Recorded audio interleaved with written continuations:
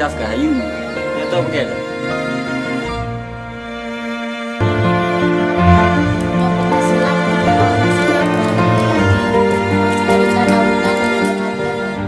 Rumah Umi Kasum.